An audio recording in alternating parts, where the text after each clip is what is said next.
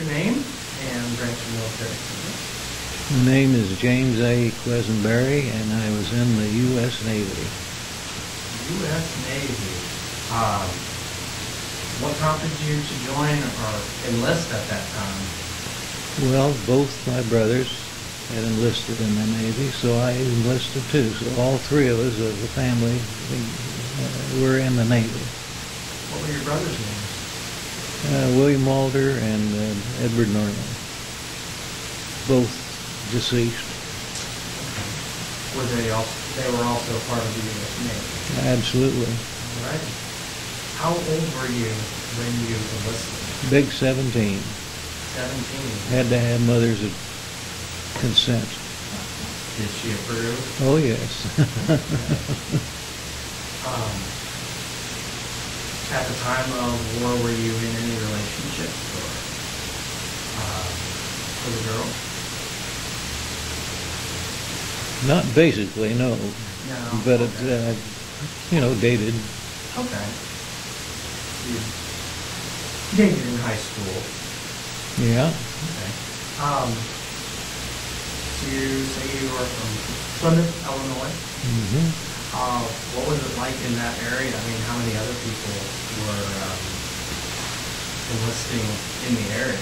Well, Plymouth was about 700 people, and I'd say probably 1 in 5 or 1 in 6 enlisted in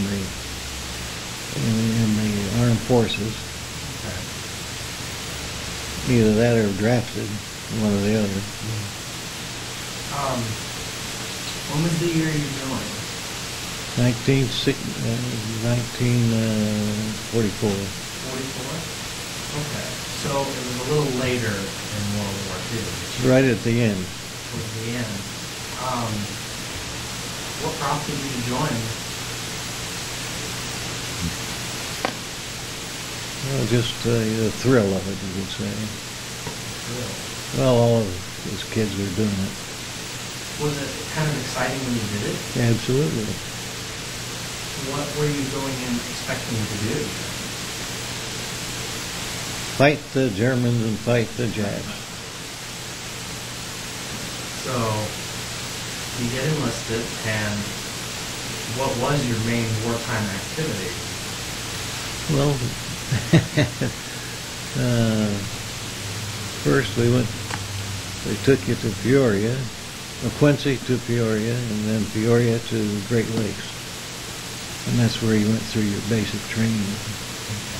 And from Great Lakes, they shipped you out to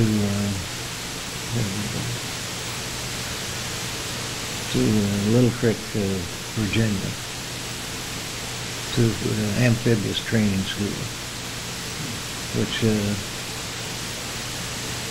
then went through various firefighting and all the rest of it, and we were waiting to pick up a brand new ship down in Charleston, South Carolina, which was USS LSM 395, and spent my entire career on that ship afterwards as what we called a cook striker, which I had charge of the stores.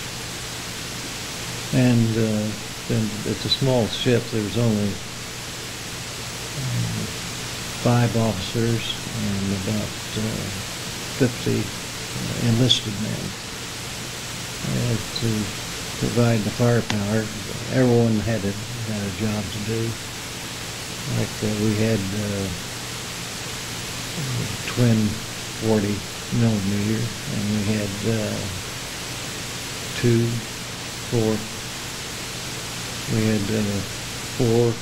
40 millimeter, 20 millimeters, and so I believe it was 6 50 calibers, and that was our firepower. So we were basically to take cargo and run it right up to the beach. And that includes tanks and trucks and motor graders and anything you could think of. And we had,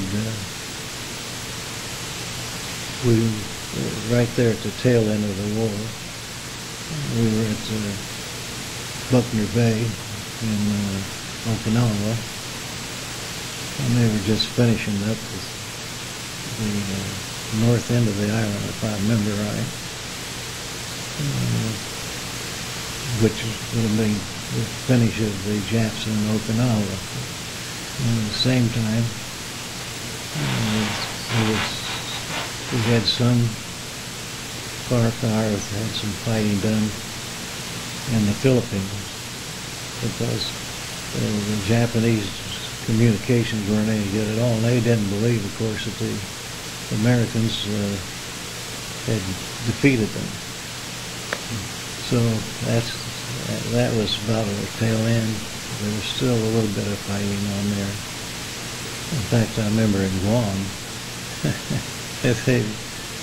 the Japanese sometimes would sneak through the chow line for food. And of course, we didn't know the difference between the Japanese and the Filipinos. And it happened more than once, believe me. But we didn't give a damn. And after that, the war was ending, and there was about 60 of us LSMs that got together in one group and went to Japan. And that's quite a sight to see when you see 60 ships, even if they're smaller ships, all together. And then we ran into the typhoons twice. And that is something you don't want to do, because it really flooded us out. We had this, once we got into Japan, we had to get one truck started so it could pull everything else off the ship, because they couldn't start themselves. And that's how we emptied the ships. And that was about the end of our deal. We turned around then, and well, we went to Japan, from the Philippines twice actually, and then we came back to Guam and loaded a bunch of Negro stevedores and took them to from Guam to Honolulu, and we dropped them off, and we went on to San Diego, and from San Diego went around through the canal to the canal to New Orleans. In fact, we celebrated New Orleans, and from there we went around Florida to Green Cove Springs, Florida, and that was where we started losing all our shipmates, because we got the points already. And we just gave a big salute to the ship, and that was it. And that was about the same for all of us in those days. All we wanted to do was get out and start life. Once the conflict was over. You're right, right.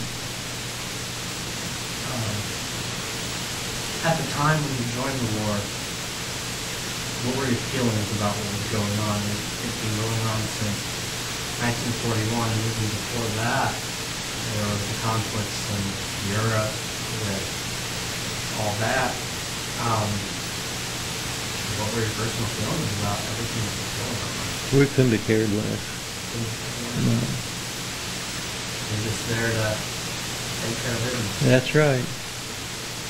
So mostly for you it was fun. I'd say that's true for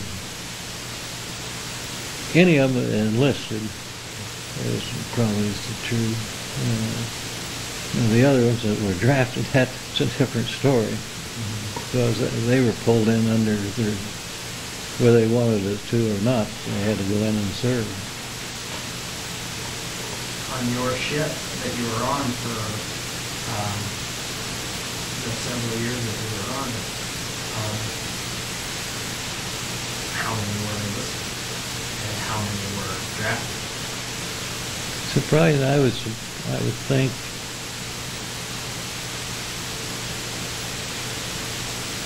I would think 75% were had signed up. There were very few that were drafted.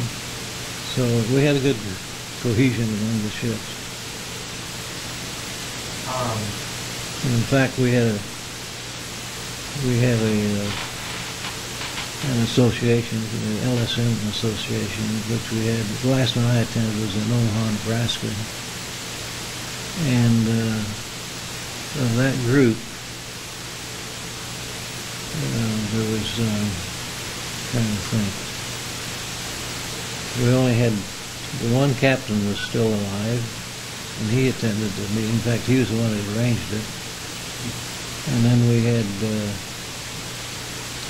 10 others around the United States that were still alive, and we checked it out. And we also had the entire thing.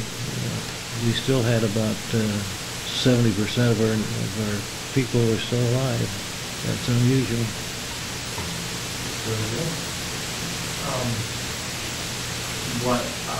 While traveling at sea, how did you pass time? What were some of the things you enjoyed about traveling at sea?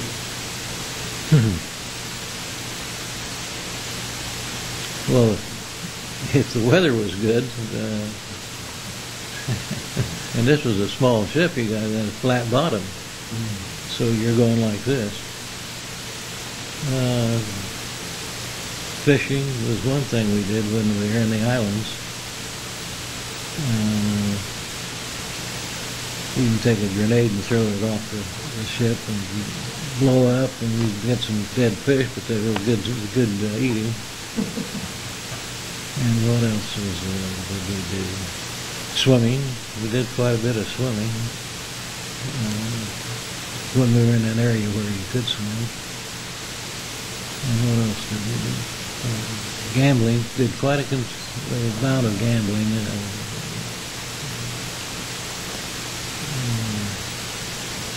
Poker was a big thing, and a few of the various card games where money exchanged hands. That helped out, and that's about it. Because we also had duties to do. What was your title? Me, I was a cook striker. I had charge of the supplies, which was low ship, and also I had to help with the cooking. And if things had worked out, I'd have probably stayed in and went on to become a cook. What exactly did a cook striker do at sea? Well, help to peel the potatoes and little things like that. Yeah, I work at a restaurant, and I kind of do some of the little things like prepping for food and cooking. That's what we did. Seems pretty. Wasn't that big of a ship. You cooked for a relatively small group, a bigger ship. Well, cooked for 55 people. That's quite a large number to cook for. By day after day after day. And then you had to make sure you had the supplies in, and you had to go wherever you might be. You either had to go to a supply ship or a supply depot to get those supplies, to carry them with you. I remember once we were in the Philippines, we picked up about 30 U.S. troops to carry them from the Philippines to Tokyo, or to Japan. Yeah, it was to Tokyo. And you'd go and get all them supplies, and then you can convert them into to meals, of course. And I remember one time I had a bunch there, and they were all sitting there doing nothing. And I said, "Hey, you guys, how about you helping out and peeling some potatoes for us?" No. I said, "Well, I'd give you a nice fresh baked pie if you'd like to join in with us." Go. They couldn't wait to get a fresh pie, which is. I want to jump into the question. One of the guys we interviewed talked about powdered eggs. Mm-hmm. Did you have any complaints about powdered eggs? All the time. And powdered. You guys know what powdered eggs? And powdered potatoes. Oh, potatoes white. Oh yes, they were. But we were pretty good. We managed. Very little did we have to serve that type of material. We normally had enough eggs. You had real potatoes peeled properly. Oh yeah, well, you could pick them up like in Honolulu. You could pick them up in the Philippines. They had all kinds of potatoes, and of course with that you could make all kinds of good meals.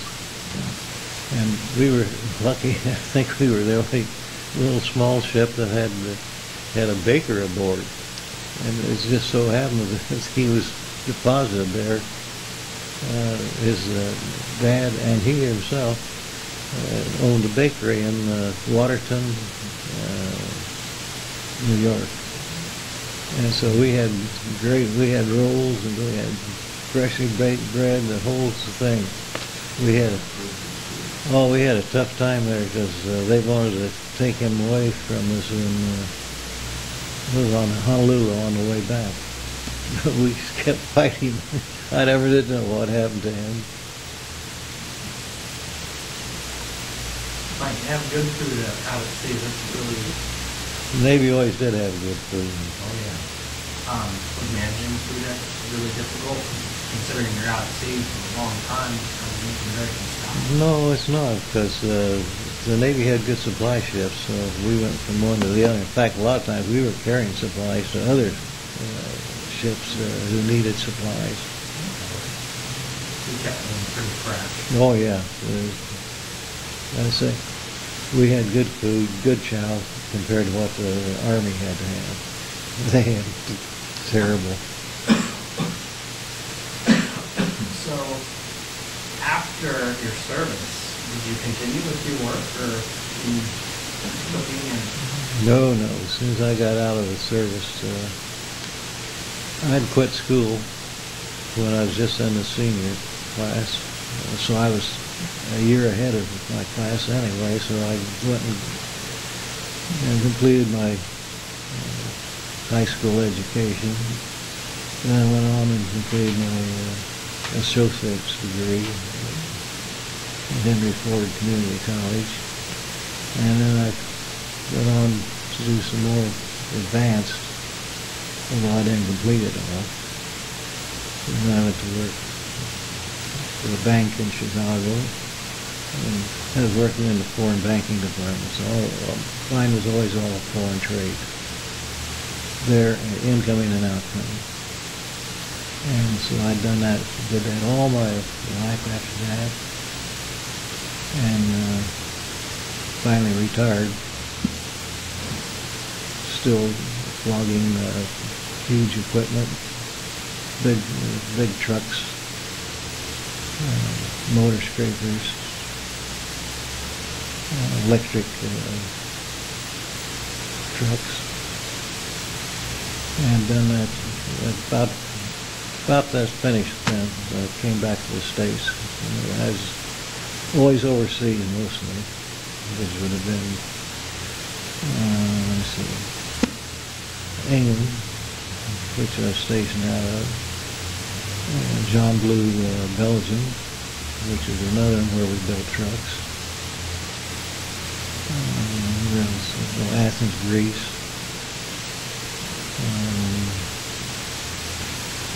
Sao Paulo, Brazil.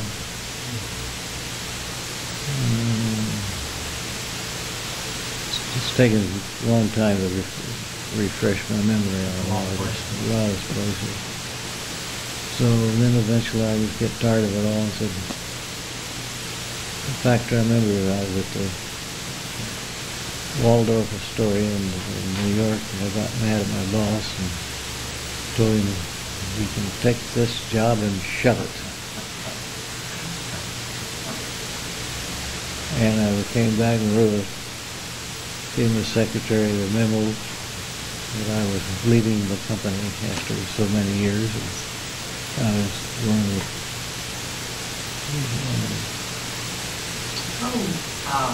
If the U.S. Navy, how greatly do you think it influenced the rest of your life? Oh, quite a deal. You went with what the Navy had taught you, which was pretty good, really. And that's where you got your basic education, really. But who the heck knew how to fire a submachine gun or a 30 millimeter or 50 millimeter or up all the way to 40 millimeter, twin 40. And that's discipline. So you don't want to fool around with that kind of stuff. What advice would you... I have a lot of friends that are considering going to the Navy, and I'm sometimes iffy about them going, but I'm always with them on the decision. What advice would you give them going into the Navy?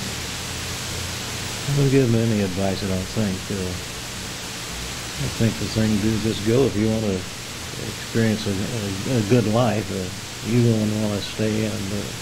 Most wouldn't stay in all their life, although it is a good life, and you could retire in 20 years and then go on to another job and have a good life, really. And you always had clean clothes and good food, which you can't say if you're in the Marines or in the Army. Yeah. I have a brother that's in the U.S. Army. Well, I know what he got his problems then. Yeah, right. When the war ended in 45, what were your feelings about that? Well, the war ended in 46, actually. Oh, And all those were just, by that time, I was just anxious to get home. With all the events happening around Japan when the 2 bombs were dropped, did that affect you much? Like, in terms of post-war thinking?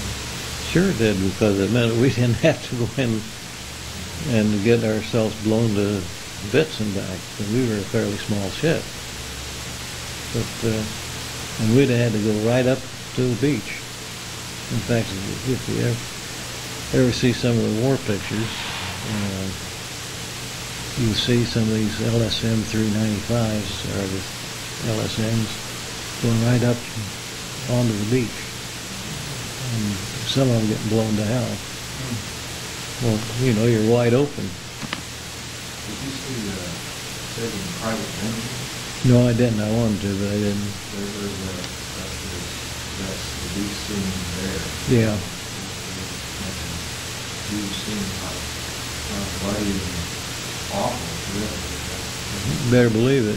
And we were just a small ship, you know. We weren't a very big one, but we also had a ship converted to what they call the LSMR, which was the LSM. The R stood for rockets. The whole ship was converted to a rocket ship, and they supposedly, in one pull of the button, had more firepower than a battle wagon, because it had, I'm trying to think how many it had, something like 60 rockets I shot at one time. Oh, it was a lot of firepower, really a lot. Movie, Saving Private Ryan. I think I said the wrong name. Private Benjamin? Yeah. I think it's Saving Private Private Benjamin. There was another movie called Private Benjamin. Yeah, there was. There have been several films made, and there was even a TV series. You guys don't remember Victory at Sea? That's excellent. That was superb. sort of chronology of, and they were all real, those were all real movies. They had some of the best fighter pilot scenes in that, the old exploding boom. They killed more Jap pilots in that thing. I think that show brought a lot of it home. Oh, yeah. That one, and the other one was, went the other side, Victory at Sea, which was by Churchill. A lot of it was by him. That was quite that side was good, and the other side. Both sides were great. But it showed that war was the birds. We're probably going to be finishing pretty soon, but are there any post-war stories that you have that really stand out about everything you did at sea? Not really. You tend to forget most of it. The only reason we stayed together is our captain, the last captain. We had 5 different captains. He kept us all together, mostly together. And that's why there was 10 of us all together at that meeting in Omaha, Nebraska. There was, I forget how many it was, I think it was 1,500 of us there at that meeting.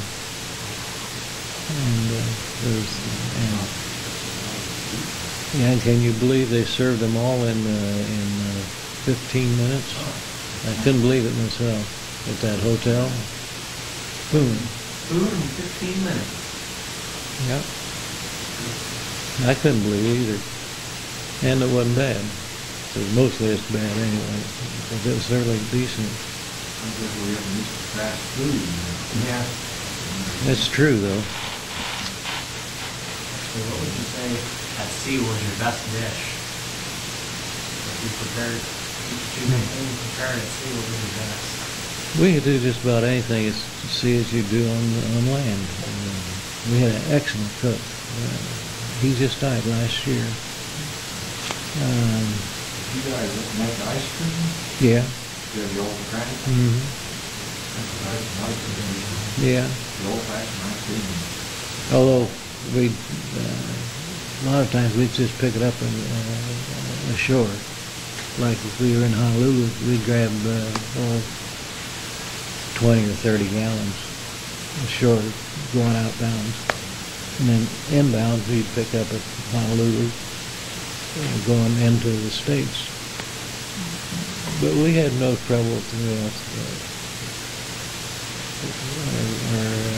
our meat. We might have a side of beef, and that'd come from Argentina, which is good beef.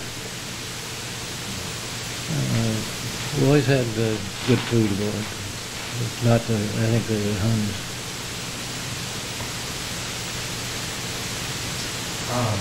And overall, I'm really glad to have heard all your experiences. Overall, were very positive because it's usually not likely when aside from my grandfather, because he had a pretty good experience when he was in the Navy. I'm kind of seeing a pattern here. That was a toughie. Big one.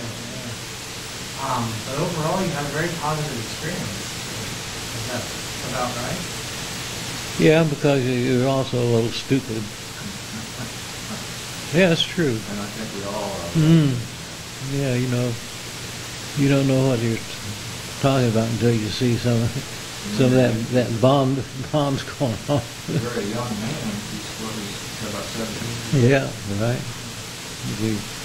And like you see there late at night, you see flamethrowers going off way up in the north end of the island. Man, that's burning a few more Japs up. But that's war. When I was 17, I was just worrying about trying to pass high school, and that doesn't even occur to me. Like you would see, but we've seen a lot. Well, you won't see that hardly much anymore. There's some left. I mean, if you want to go in, I mean, look, who wants to go to Afghanistan? My brother went up there for 15 months from 04 to 06. And he enlisted and went to training the summer of 2001, and he gets home and not even a month later, 9/11. Mm-hmm. Pretty scary at a time like that. But. Well, I had one brother. He went in the Naval Reserve, and when he went in 1940, and he was going to get out the next year. He didn't get out until 5 years later. Yeah. He made a bad decision there. Well, I was just wondering, you have a book there, did you bring that to the interview or something? No, this is just a book, new book that just John Sanford. He's quite good. Rough country? Yeah, he writes these books. These all murder. Oh, murder mystery. Well, this guy has a whole series of books that he writes. And I'm trying to find out if it's listing in here.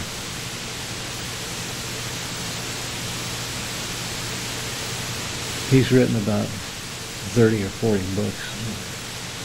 And it's all about this one guy's dealings as a cop. And quite good. The other's just stuff from... oh no, this is Morgan Stanley. That's from stuff that I've got there. Absolutely not. It's went up again and stuff.